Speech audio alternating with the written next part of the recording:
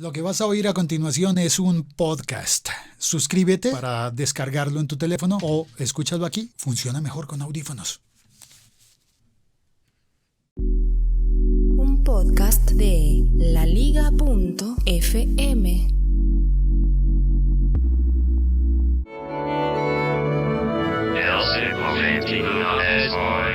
El siglo XXI es hoy, serie de entrevistas o podcast spin-off de entrevistas, y será la tercera vez que hable con Isaac Baltanás. Y esto ya es todo un récord para las entrevistas del siglo XXI es hoy, y eso me gusta mucho. Isaac, buenos días, buenas tardes. Hola, muy buenas, Félix. ¿Cómo estás? Muy bien, gracias. Oyéndote aquí doble y todavía no lo sé por qué. Ya sé por qué es, creo. ¿No? Estas cosas técnicas. ¿Será por mis audífonos? ¿Algún retorno, alguna cosa que haya por ahí? Bueno, me parece siempre interesante, muy interesante hablar con Isaac, porque siento que del otro lado del océano hay alguien que está viviendo una vida muy similar a la mía sin que nos hayamos conocido nunca antes. Nos hemos encontrado gracias al podcasting, de alguna manera con vidas paralelas. Hemos estado haciendo locución, trabajando en radio y pasando al podcasting. Y tenemos tantas cosas en común de qué hablar. Somos hermanos de micrófono, ¿no? Como se suele decir. Bueno, sí, desde ahora sí.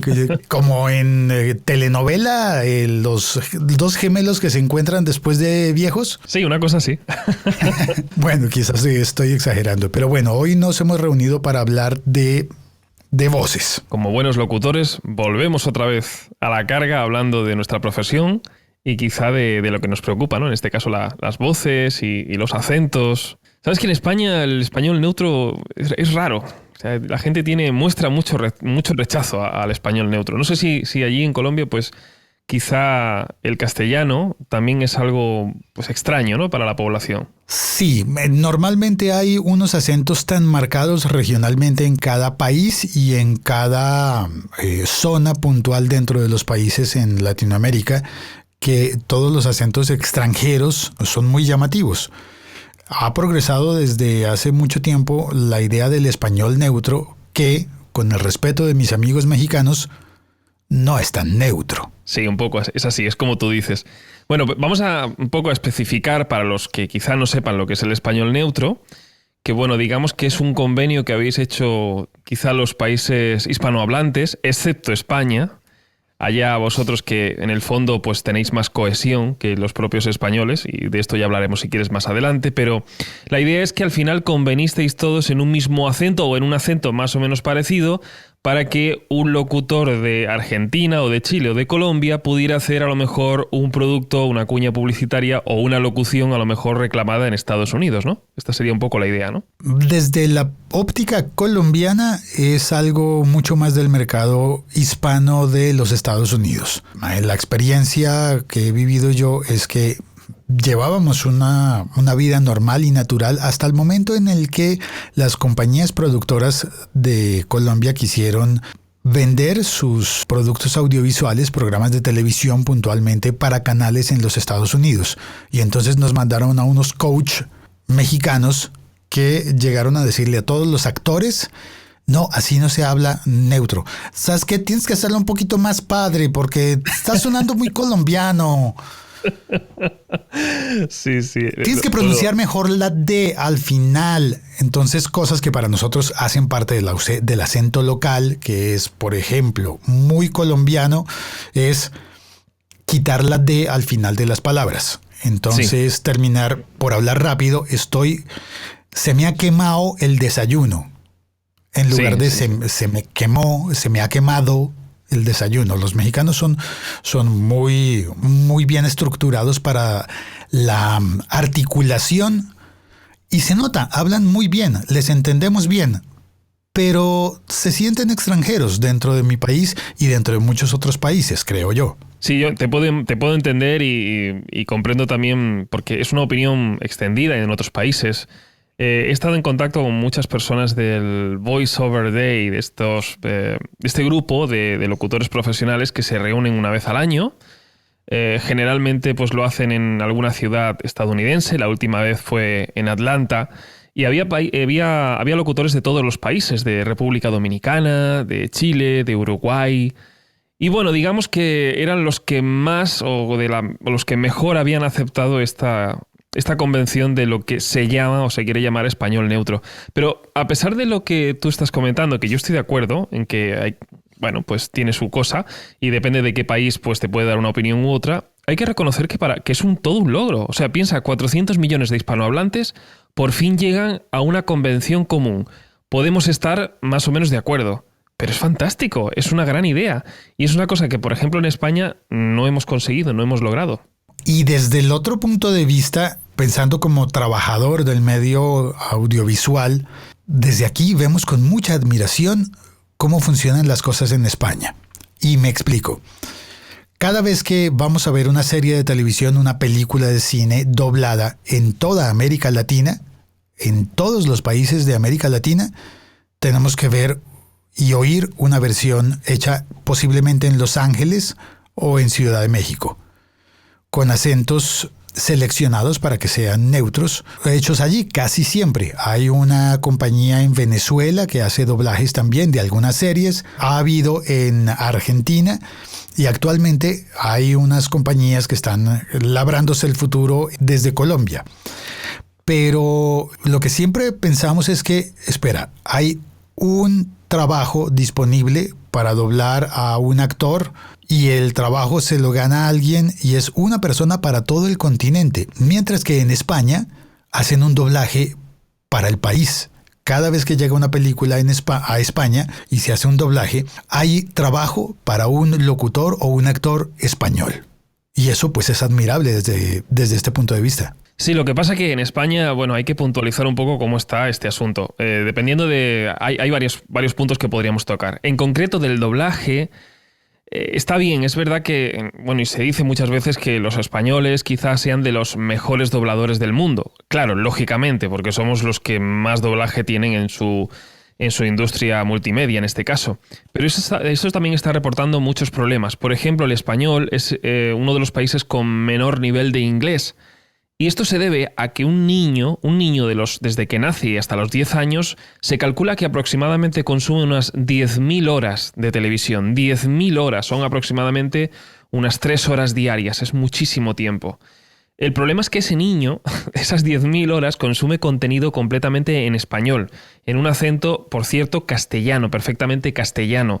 Recordemos que en España el acento castellano solamente lo hablan personas del centro del país y un poquito del norte. Ya, o sea, yo he calculado aproximadamente unos 15, 20 millones de personas los que pueden hablar ese castellano, digamos, perfecto. El resto son acentos regionales y para nada hablamos lo que ellos. Quiero decir que si ese niño de 10 años hubiera consumido 10.000 horas de contenido en inglés, imagínate qué formación hubiera tenido o qué formación podría tener en este momento. Entonces, por decir de alguna manera, como idea número 1, el doblaje en España ha hecho mucho daño con respecto a tener un segundo idioma un poquito más desarrollado. Y de verdad, tendrías que escuchar a muchos españoles y tendrías que verlo en general. Da un poquito de vergüenza ajena cómo hablamos el inglés, que es un poco así, ¿no? Y vosotros no, vosotros tenéis ese contacto con... Bueno, porque estáis en el mismo continente quizá, o no sé, pero el inglés lo tenéis como más de la mano, ¿no? Entonces, esa es una de las cosas. 2, el asunto de que el doblaje... Espera, no te olvides del 2. Perdóname la interrupción. Es que sí, recordé que ayer mismo estaba viendo un juguete para un bebé que habla en inglés. El juguete, sí. No el bebé, porque son los juguetes que se consiguen en Colombia, en mi país. Muchos son importados y vienen solamente con voces en inglés. Y pensé, ¿qué pasará con los juguetes en España? No. En España hay una industria completamente cerrada y completamente sellada, donde todo el contenido es específicamente en español y en castellano, además. Entonces, el problema está en que, insisto, al hacerlo tan hermético, vale, debe ser muy cómodo para el niño al inicio y hasta existe como una especie, ¿no?, de patriotismo, decir, hay que ver, qué bien que tenemos todos los productos en español. Pero en un mundo globalizado, fíjate que eso en el siglo XX estaba muy bien, pero en un mundo globalizado donde el inglés no es que sea necesario, es que es una cosa ya de diario. O sea, o lo sabes o permaneces aislado. De repente que parece ya empieza a ser absurdo que las series de Netflix, por decir algo en particular, estén dobladas al castellano. Te estás perdiendo prácticamente el 60 o el 70% de la interpretación del actor, Con lo cual, tú dices, no, a mí me gusta Bruce Willis. No, a ti no te gusta Bruce Willis. A ti te gusta Ramón Langa, que es el doblador de Bruce Willis. Tú no tienes ni idea de cómo habla Bruce Willis. Y si lo supieras, te llevarías una gran decepción. Porque la voz de Bruce Willis original es muchísimo más aguda y muchísimo más hueca que la voz grave e imponente del doblador, ¿no? Que es Ramón Langa. Entonces, a nosotros nos están dando una idea muy artificial de lo que realmente es un actor de verdad, un actor, quiero decir, estadounidense. Y nosotros estamos enamorados de las voces de los dobladores españoles, ¿no? Y si quieres voy con la idea número 2, que la idea número 2 es una industria, tú podrías decir, bueno, como hay una industria de doblaje tan próspera en España, pues será fantástico porque habrá muchos locutores que puedan vivir de eso. Pero todo lo contrario. Resulta que la industria del doblaje en España suele ser una industria más bien cerrada. Una industria que quizá gobiernan unas cuantas familias y, digamos, el doblaje va pasando de padres a hijos. Es una herencia. Y está en unos estudios cerrados. Si tú eres locutor profesional, y esto te lo puede decir cualquier aprendiz de locución, e intentas acceder a un doblaje, pues tienes muchas dificultades. Y por lo general es bastante difícil entrar en el círculo. Entonces, fíjate que es malo por los dos sitios, ¿no? Por un lado está la parte de estamos doblando un contenido que debería ser ya propiamente nativo y en inglés para poder aprender ese idioma, pero por otro tampoco está beneficiando a la industria de la locución, ¿no? Entonces, hay un momento que dices, no está tan claro esto, ¿no? Podríamos plantearlo de otra manera. Pero, ¿en serio crees que no beneficia a la industria de la locución, a todas las personas que necesitan trabajo? No, porque no estás dando trabajo a los locutores. Tú tienes una familia, imagínate que el padre es el director de doblaje, la esposa es una dobladora y luego tienen un hijo y ese hijo es el que aprende doblaje. Y entonces, al final es el hijo el que sigue doblando. Pero apenas se incorporan personas del exterior. Aquí hay una frase, un dicho muy famoso que es el de hacer sala. Hacer sala significa que tú no estás dentro del círculo, te vas a un estudio de doblaje si es que te dejan entrar, porque no en todos sitios dejan entrar, y entonces tú te dedicas a estar todos los días sentado en un sofá, en la sala, viendo cómo los grandes monstruos del doblaje hacen sus papeles. Y entonces tienes que esperar allí hasta que se dé esa oportunidad, que puede ser que a lo mejor un doblador se haya puesto enfermo o falte algún doblador para un papel secundario. Papel secundario siempre hablamos de esto que se llama camarero 1, camarero 2, estas cosas, ¿no? O sea, que ni siquiera tienen nombre. Que tienen un parlamento en toda la película que dice a la orden, señor, y se acabó. Exactamente. O de los que tosen, ¿no? Este tipo de cosas. La cuestión está en que, bueno, al final, para poder hacer ese papel, quizá te has pasado mucho tiempo haciendo sala. Quizá años, no estoy exagerando, hablo de testimonios de personas que han estado dentro de la industria. Yo lo hice, yo llegué a hacer sala durante quizá unos días, porque tampoco era mi intención convertirme en actor de doblaje, y lo veía perfectamente. Pude vivir como esa situación en la que estás ahí, ignorado completamente y esperando, como un espectador, esperando a que ocurriese algo, ¿no? Y se han dado muchos casos de personas que estaban haciendo sala durante meses o años y al final se han cansado y han terminado por desistir, ¿no? No hay un procedimiento ni por capacitación, ni por examen, ni por sorteo ni siquiera para poder entrar en las salas de doblaje. Y esa es la verdadera cuestión del doblaje en España. O sea que no beneficias a la industria de la locución en este caso, pero tampoco a la industria de la educación, ¿no? Por decir. Entonces estamos ahí. Te digo que es complicado. No sé cómo funciona en Colombia, ¿no? El tema del doblaje. Es muy similar. Me llama la atención porque hay pocas personas que lo hacen y me generan mucha admiración. Uno las conoce en el medio y piensa que realmente son personas que tienen una habilidad extraordinaria, pero al mismo tiempo piensas, ¿por qué son tan pocas? Sí. Y funciona el mismo método en el que, bueno, quizás aquí es menos lo de la sala, de estar afuera.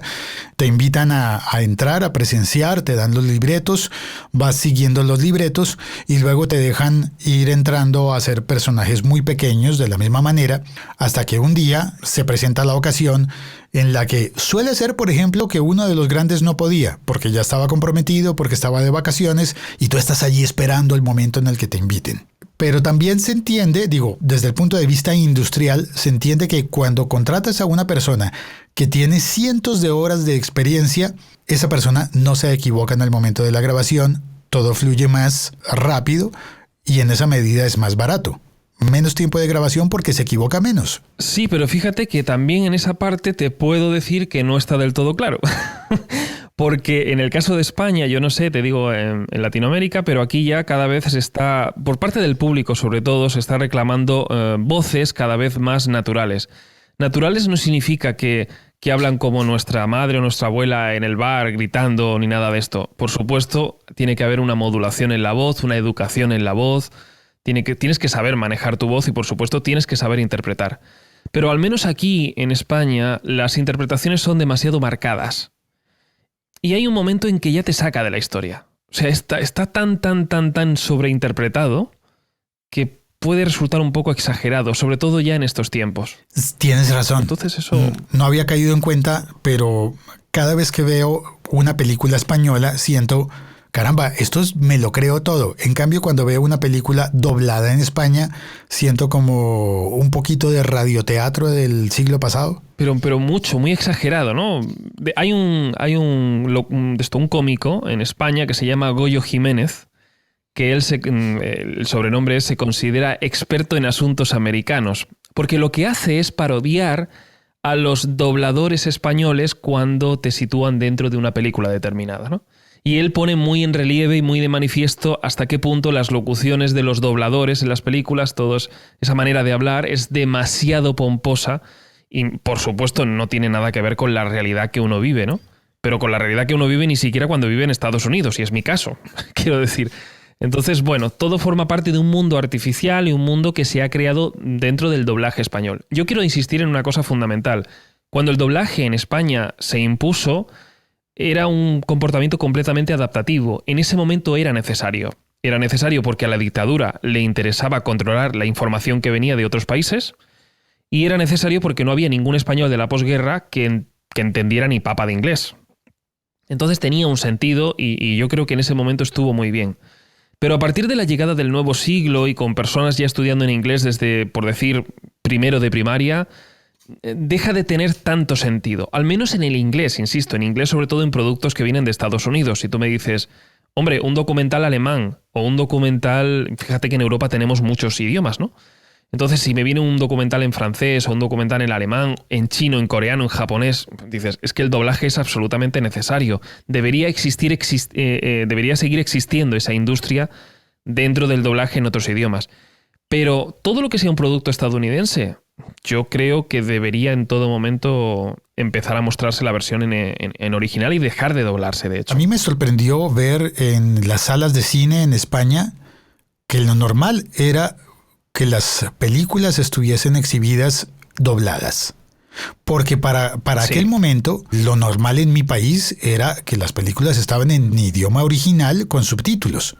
Y no se conseguían dobladas las películas. El doblaje se guardaba para la televisión, que era masivo. Era un medio como para todo el país en el que puedes recibir público de 4 años. Y los niños de 4 años pues no los vas a poner a leer subtítulos.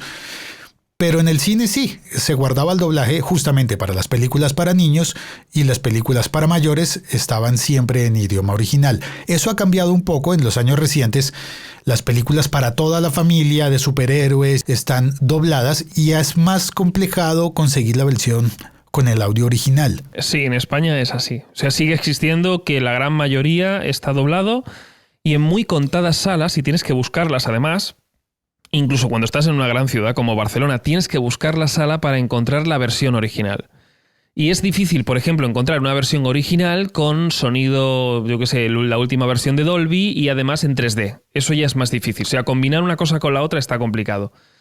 Entonces, este tipo de cosas, ¿no? Muchas veces yo sé que los dobladores defienden su profesión. Yo creo que es una profesión muy digna, y es una pasada y es increíble la de capacidad y de aptitudes que deben llegar a tener para poder interpretar solo con sonido lo que a lo mejor un actor de teatro hace con todo su cuerpo. O sea, para nada me atrevería yo a denostar o a criticar la capacidad técnica que tiene un doblador.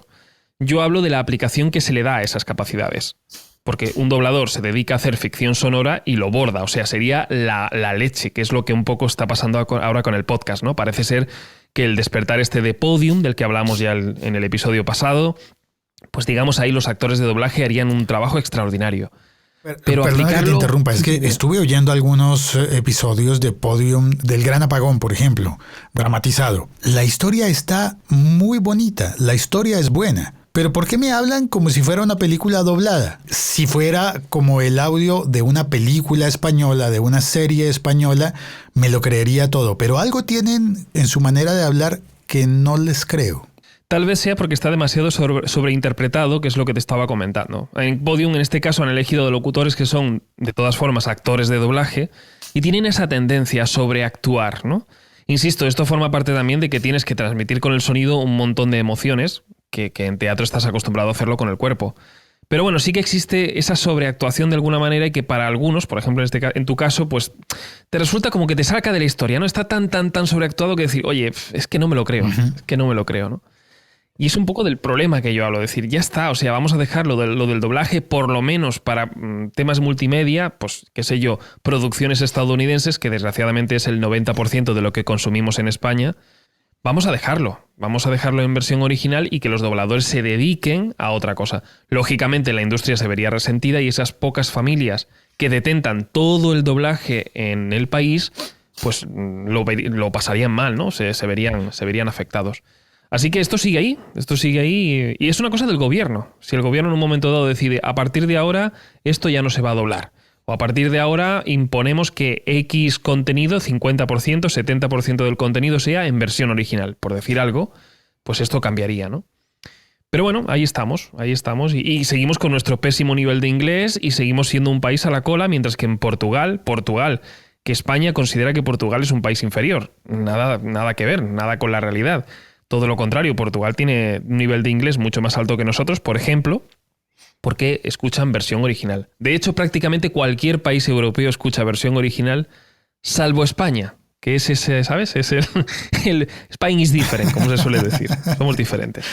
No me conocía ese refrán, ese dicho. Pero mira, estaba pensando, no sé si ocurre lo mismo para los españoles. Para los americanos hay una compañía de doblaje en México que es tan fuerte. Estuve investigando, creo que se llama Sonomex, aunque es posible que haya más, que oyes las mismas voces de ellos en todas las series desde hace unos 30 años, por ejemplo. Entonces tú estás viendo una serie de televisión nueva, yo no sé, podría ser que vieras Game of Thrones, Juego de Tronos. Bueno, yo lo veo en versión original, sí, pero hay una versión también doblada y es posible que te encuentres allí, no sé si es el caso, estoy poniendo solamente un ejemplo inventado, al mismo que hacía la voz de Brandon Walsh en Beverly Hills 90210. Totalmente. Aquí ocurre exactamente igual. Y cierras los ojos e identificas, pero este también lo oí en 16 series más y en 72 películas diferentes y siempre están las mismas voces, al punto que llega el momento en el que sientes que estás viendo de nuevo la misma película, porque suena igual. Por la imagen mental que se forma, que es la que te formaste al inicio, la de Brandon Walsh, sí, en este caso. Y no eres capaz de asociarlo a la nueva imagen. Bueno, eso es lo que ocurre aquí en España, ocurre exactamente lo mismo, pero no solo eso, sino que luego estás escuchando la publicidad y la mitad de los anuncios también están locutados por estos actores de doblaje. Con lo cual todo queda en casa, ¿no? Y al final, pues ese es el problema, que al final el mensaje, lo que es el mensaje publicitario en este caso, se vuelve ineficiente y la ficción, en este caso audiovisual, no es del todo eficiente tampoco porque te saca de la historia. Porque te crees que te está hablando otro. Por ejemplo, aquí pasó mucho con, no sé si recuerdas la serie que, bueno, en tu país se llamaría quizá MacGyver, ¿recuerdas? Aquí le decíamos MacGyver. Bien, igual que en España. Creo que somos los dos únicos países que le llamaban MacGyver. Bueno, pues la voz de MacGyver es súper característica y el problema estaba en que si ese actor de doblaje se metía en otra cosa, sí, eso pasaba. No estaba hablando ese otro, estaba hablando MacGyver. Y de hecho era uno de los personajes en el que uno reconocía en tantas otras películas la voz. Claro, ese es el asunto del doblaje. Pero insisto, yo de verdad que creo que son profesionales fantásticos. Yo admiro muchísimo la capacidad de interpretación que tienen, es alucinante. Y creo que para ellos hay un futuro aún mejor, porque la industria del doblaje está en decadencia claramente y cada vez, sobre todo la nueva generación, los que han nacido en el año 2000, 2003, ya no quieren versiones dobladas, quieren la versión original porque quieren escuchar a Justin Bieber hablar exactamente como habla él, por decir, ¿no? Y cada vez va a ir a menos. Entonces, para ellos, para todos esos actores de doblaje, creo que hay un futuro brillante en la ficción sonora, en el mundo del podcast en este caso, ¿no? Que es de lo que tú y yo siempre hablamos, ¿no? Y que siempre estamos ahí. Yo creo que para ellos habría un mundo dantesco de historias que contar y de grandes cosas que se pueden hacer en el mundo del podcast. Pero bueno, supongo que con el tiempo se darán cuenta. Mira, hice el ejercicio de buscar la persona que doblaba para América Latina a MacGyver. Sí. Y vi que es el mismo que ha hecho la voz de Bruce Willis en unas 30 y pico de películas. Totalmente. Es el mismo que ha hecho la voz de Jim Carrey en otras 15 películas. El mismo que ha hecho la voz de Mark Ruffalo, ha hecho la voz de Cuba Gooding Jr., la voz de John Leguizamo, que habla español, por Dios. La voz de Steve Carell, ha hecho la voz de Mel Gibson, de Vince Vaughn, de Adrian Brody, de Ben Stiller, de Quentin Tarantino, de Hugh Grant. Y, sí. Y sigue la lista. De Jackie Chan, ha doblado a Jackie Chan también, a Joaquin Phoenix. Que hay que pensar una cosa muy interesante y es el dinero que se tienen que llevar. Quiero decir, un doblador cobra mucho dinero por cada take. El take es la unidad mínima de doblaje, la unidad mínima en la que se locuta una película, ¿no? Y un take puede durar 15-20 segundos, son 2 o 3 frases. Por cada take se lleva un dinero. Mira que en eso sí estamos en condiciones diferentes en América y en España. Ah, sí, ¿cómo funciona allí en Latinoamérica?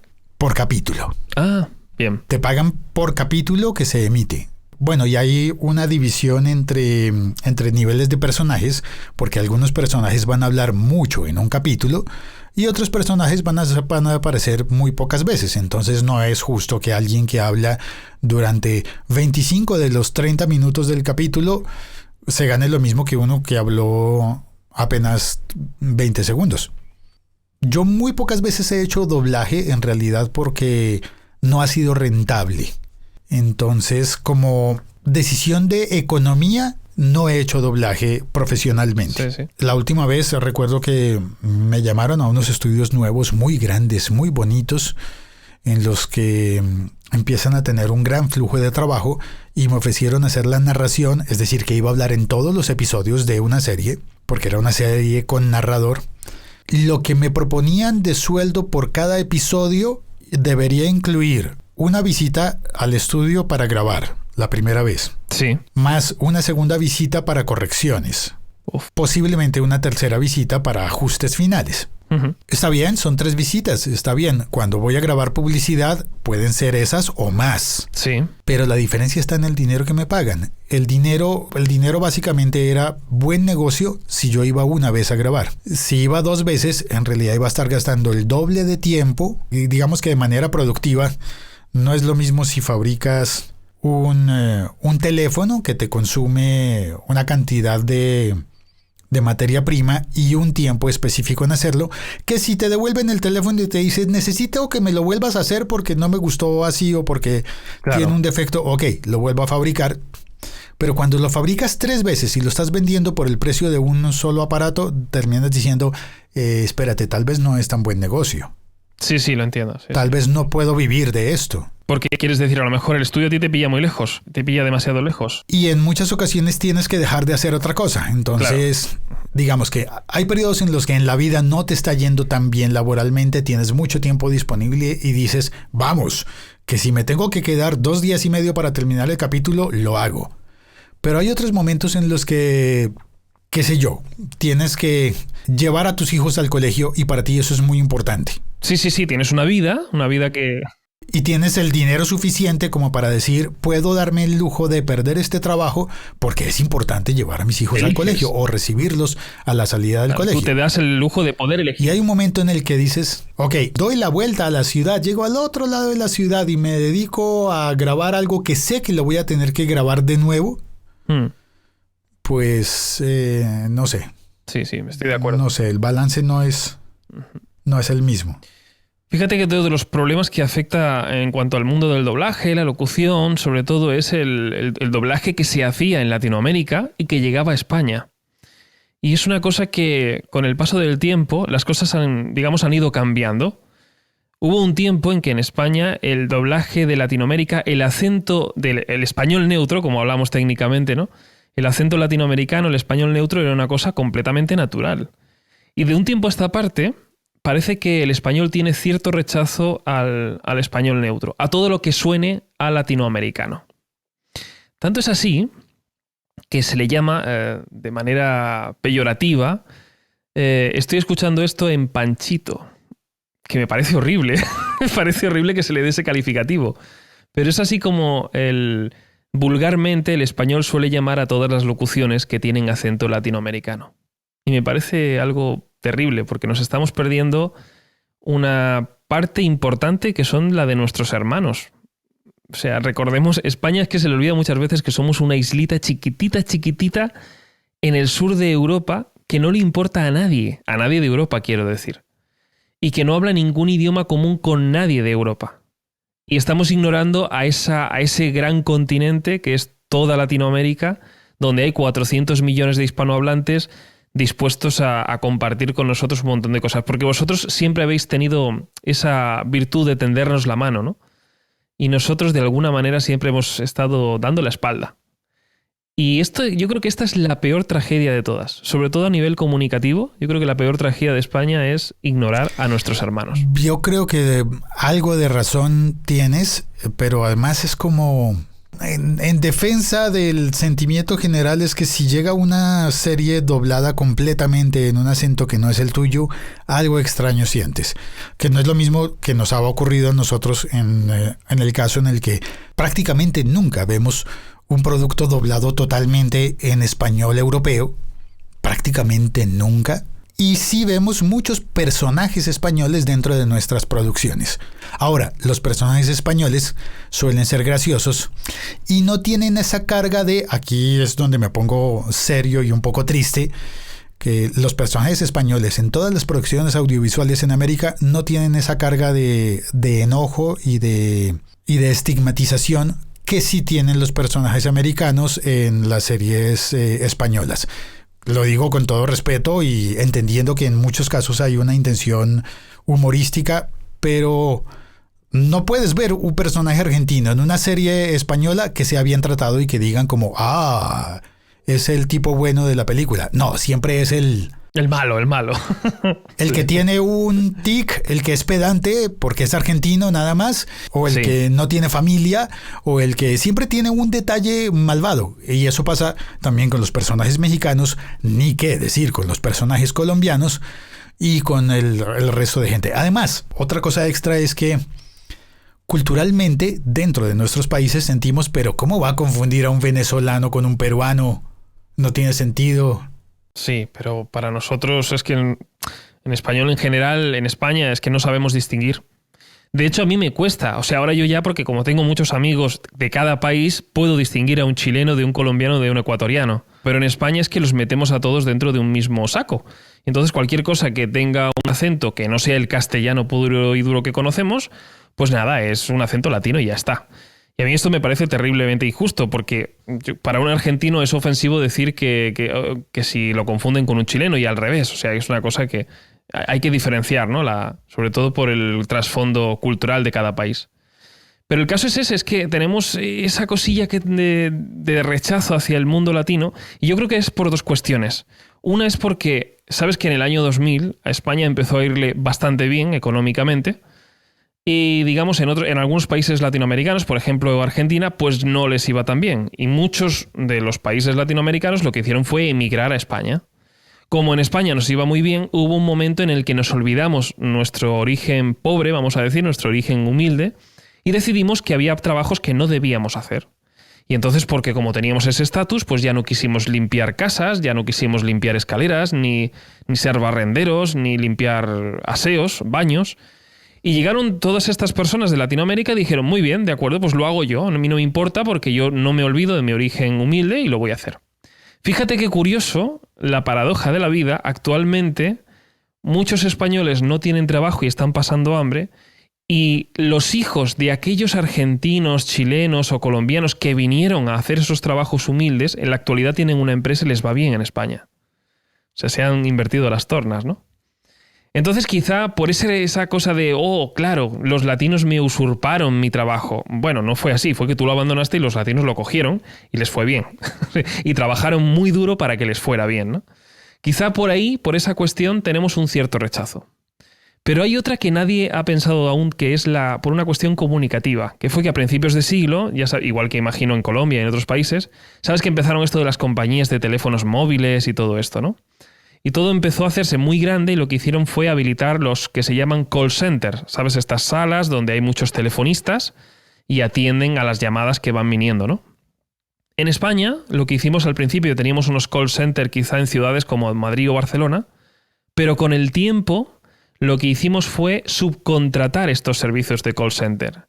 De manera que en la actualidad tú llamas al servicio de atención al cliente de, por decir, Movistar o Gas Natural, que son compañías españolas, pero a ti quien te responde es alguien de Latinoamérica, que está en ese momento en Latinoamérica. El asunto está en que, de alguna manera, han colocado a estas personas, a estos call centers, en el centro de dolor de los clientes de esas compañías. Cuando digo centro de dolor no me refiero a un dolor físico, sino al dolor de, por ejemplo, me ha venido una factura más alta de lo que esperaba. O me han estafado en una llamada telefónica, o qué sé yo, esta factura no la puedo pagar.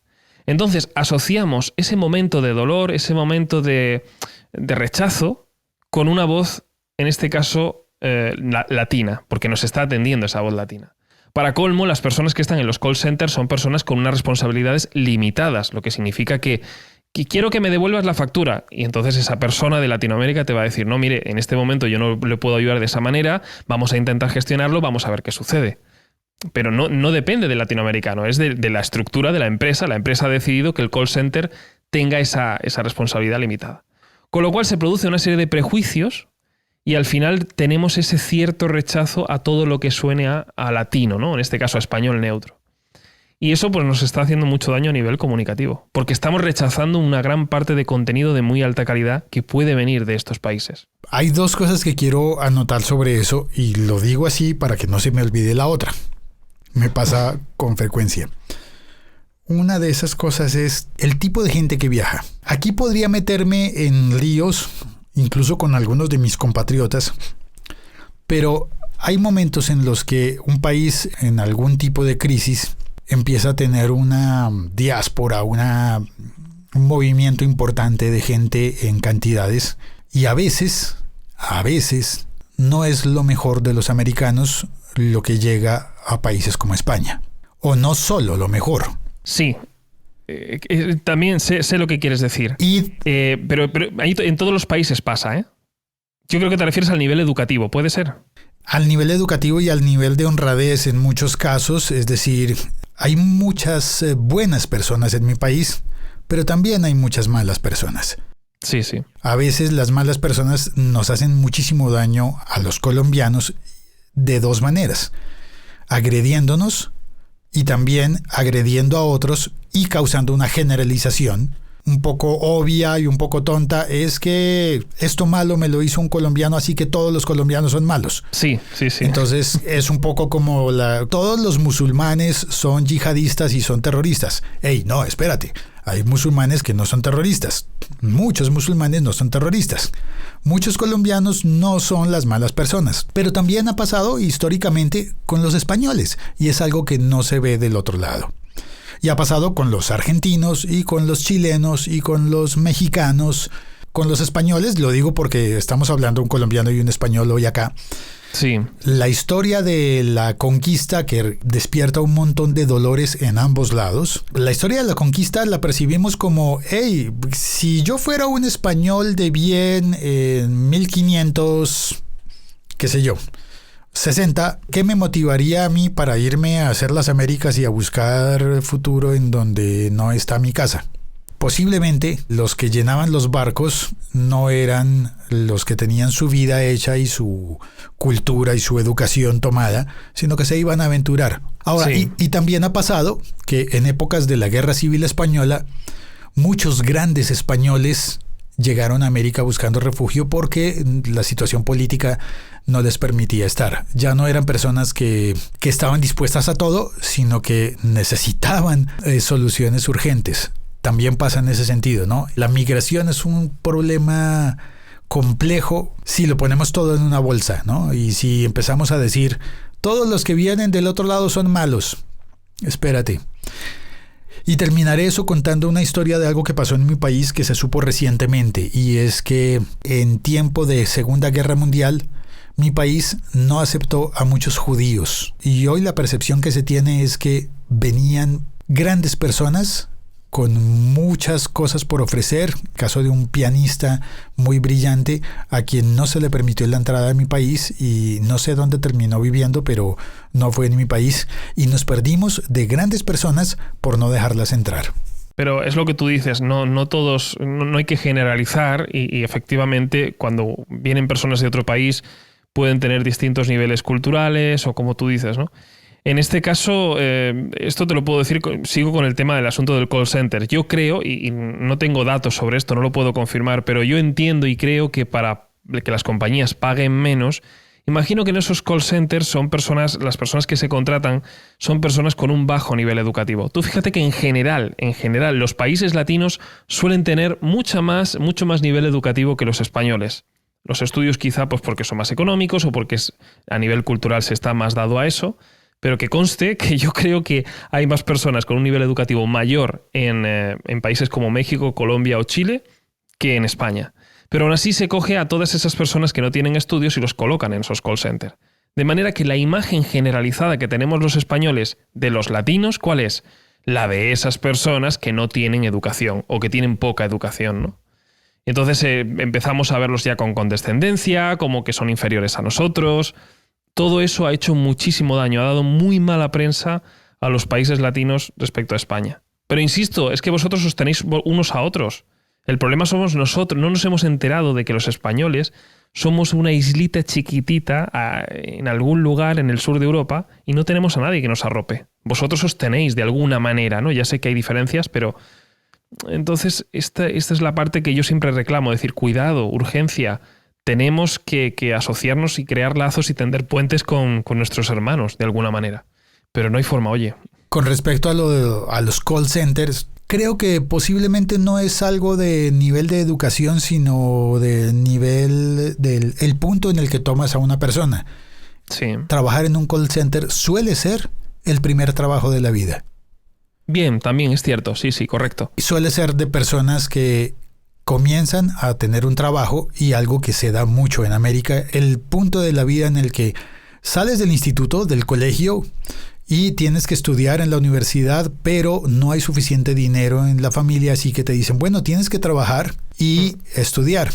Hay mucha gente que toma un trabajo como por ejemplo en un call center para pasar la mitad del día trabajando y la otra mitad del día estudiando.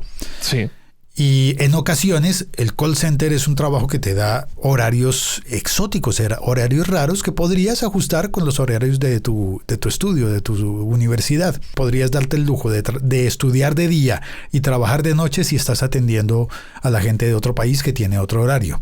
Uh-huh. Es lo mismo que si, qué sé yo, un alto ejecutivo panameño hace una llamada y le contesta un chaval español que recién acaba de salir del instituto y que no sabe atenderle porque es chico. Exacto, sí. No necesariamente porque socialmente sea menor o mayor, sino porque, caramba, es chico y no sabe todas las cosas que sabe la otra persona. También pasan cosas culturales, ¿no? Como que hay gente que se enoja más rápido que otra, por ejemplo.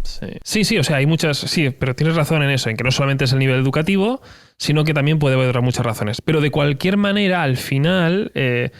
por desgracia, solamente por esa mínima parte, por esa microscópica minoría que son los call centers en países latinos, pues se amplifica toda una imagen que para nada tiene que ver con la realidad, ¿no? Con la realidad tan heterogénea que puede haber en cada país, sea Colombia, sea México, Argentina o quien sea, ¿no?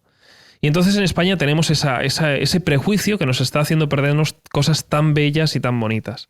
De todas formas, ahí quería saltar al siguiente punto, y es, ¿sabes, Félix? En el fondo, en España, y lo digo como algo descriptivo, no quiero ser pesimista ni mucho menos, pero cuando haces la media y lo ves, dices, bueno, en general es que en España se nos da mal la comunicación. Todo lo que sea comunicar, si te das cuenta, se nos da mal.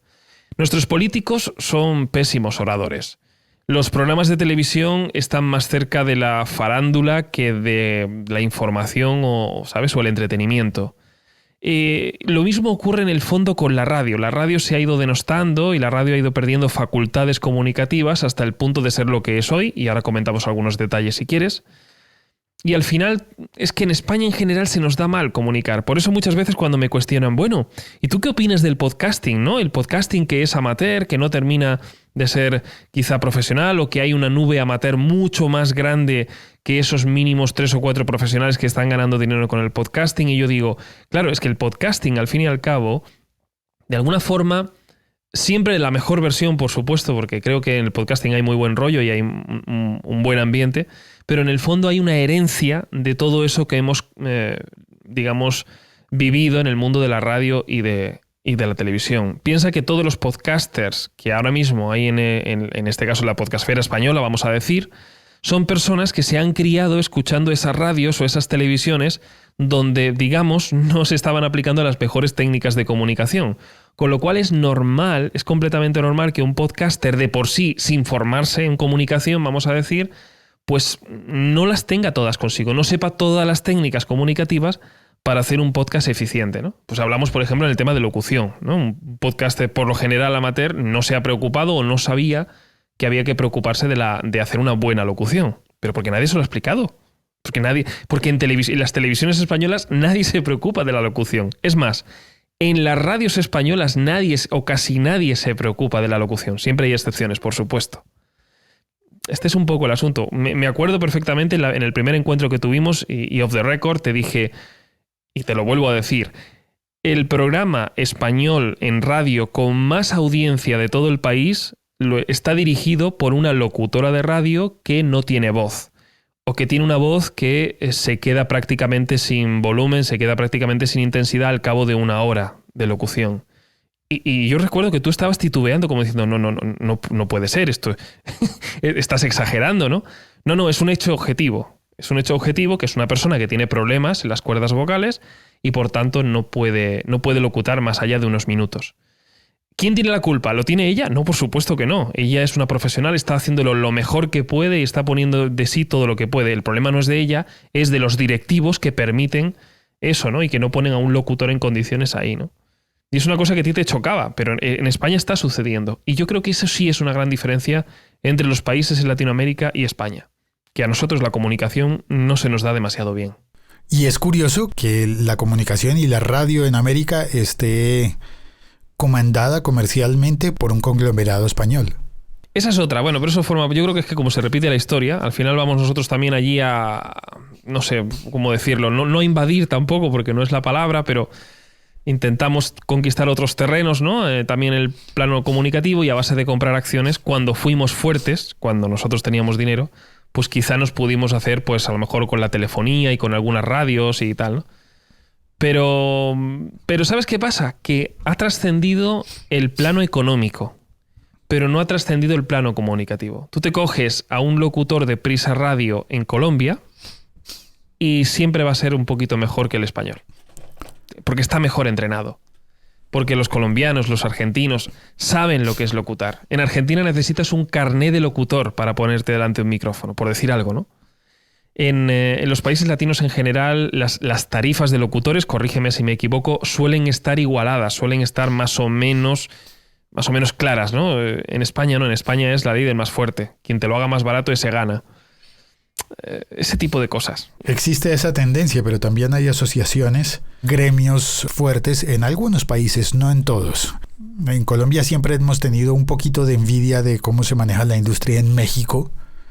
Sí. Y hemos estado también un poco preocupados por cómo se maneja la industria en Argentina, porque en Argentina durante un periodo muy largo todo se ha conseguido más barato, al punto que los clientes terminan yendo a hacer sus producciones en Argentina y no en Colombia. Y entonces el dinero se va para Argentina porque cobran menos y termina devolviéndose, ¿no? Siempre pasa como que recibes una llamada de una casa productora argentina que dice, oye, necesito un locutor colombiano.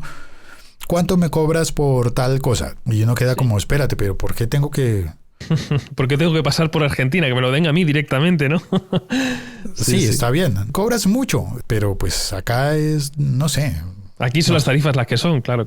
Sí, pero fíjate que tú tienes que puedes, al menos vosotros tenéis esa asertividad de decir, no, este es mi precio. Esto es lo que hay. Esto en España, según en que... Bueno, a ver, siempre hay excepciones, insisto, no puedo generalizar para nada, pero el sentimiento que yo tengo es el de... Es el más barato, el que... Bueno, yo te lo hago por 50 euros. Bueno, pues yo te lo hago por 20. Va, pues el del 20 se lo lleva. Porque no importa la calidad de la locución. Porque en España no tenemos ese oído sensible a la calidad de la locución, ¿entiendes? Se oye, sí, pues ya está, es suficiente. ¿Qué vale? 20 euros, pues mejor 20 que no que valga 50 o 100, ¿no? Y sin embargo, ¿sabes que tengo la impresión de que en España hay grandes voces? Las hay, por supuesto. Y además... Del otro lado, lo que siento es como que son tan grandes y tan fuertes que en algún momento siento como son las únicas o la única forma. Hay un momento en el que sientes que ¿por qué todos los españoles hablan así? Sí, esa parte. ¿Por qué me pones esa entonación tan trascendental, tan cercana, íntima? Pero hay momentos en que digo, no, uno cuando está persiguiendo a un amigo en bicicleta no habla así. Esa sobreactuación, el usar siempre un mismo registro, sí. Un poco de falta de versatilidad, posiblemente. Sí, es cierto. Ahora ya menos, cada vez menos, porque ya hay muchos locutores que, digamos, de alguna manera se están... Sobre todo los jóvenes, ¿no? Los locutores jóvenes ya no son esas voces imponentes, como tú dices, con un mismo registro, especialmente un registro muy bajo, sino que, bueno, ya son cada vez más versátiles. A mí siempre me han dicho, no, tú tienes una voz ideal para la locución. Yo no lo veía, claro, porque sobre todo cuando era pequeño, no era aquello de yo no lo veo, yo no tengo esa voz grave, súper potente que suelen tener. Dice, no, es que ya no hace falta. Nadie quiere ya esas... Bueno, nadie quiere. Cada vez se quieren menos esas voces. Ajá. Cada vez se requieren voces medias, voces que tengan muchos registros, que puedan hacer muchas cosas, que se parezcan más a tu vecino que a lo mejor a esa voz fantasiosa de una película. Lo que pasa es que se confunde, en España especialmente se confunde mucho eso de la naturalidad. Y sobre todo en el podcasting, que lo digo especialmente para ver si podemos... Me gustaría que me ayudaras a que pudiéramos discernir esta idea que tienen muchos podcasters de... No, hay que hacerlo natural. Y para muchos, natural significa no modular la voz, sino directamente salir como salga. Y yo creo que la naturalidad es otra cosa. Es modular la voz pretendiendo que de alguna manera se aproxime a la percepción del ser humano. Pero no que la voz salga como salga, ¿no? Y esto es una cosa que me está costando mucho hacer entender, sobre todo al mundo del podcasting y todo esto. Yo lo veo como un extremo, igual que el de la voz engolada, y igual el que siempre quiere hablar muy ceremonioso. Voy a recurrir a un concepto de un gran publicista que decía, la publicidad buena se parece a la vida, no se parece a la publicidad. Sí. Las películas buenas en el cine son las películas que te logran romper la barrera de lo verosímil y lo inverosímil y tú crees, caramba, eso sí podría pasarme a mí o puedo pasarle a alguien, es una aventura extraordinaria. Y en el momento en el que tú crees que hay razas distintas en el espacio y tú lo crees, esa película ha triunfado. Sí. Porque logró convencerte. Y eso seguramente no pasaría si toma uno de los dos extremos. O hacer siempre la voz ceremoniosa como si fuera algo solemne, ¿no? Algo, sí, estoy de acuerdo. Como si fuera la voz de Dios. Sí, exacto. No logras comunicar de la manera adecuada si siempre es Dios el que está hablando. Porque caramba, no tienes vecinos, no pasa nada en tu vida, solamente hablas con Dios. Eres un ermitaño que solamente oyes la voz de Dios. No, también oyes la voz de la persona que te vende el pan y la persona que pasa buscando una dirección y se equivocó y timbró en tu casa y de la misma manera tampoco conviene mantenerlo todo en el nivel coloquial siempre, como el que no se preocupa por hablar con los demás, ¿no? Claro, exactamente. O sea que cada cosa tiene su lugar, digamos, cada registro tiene un lugar.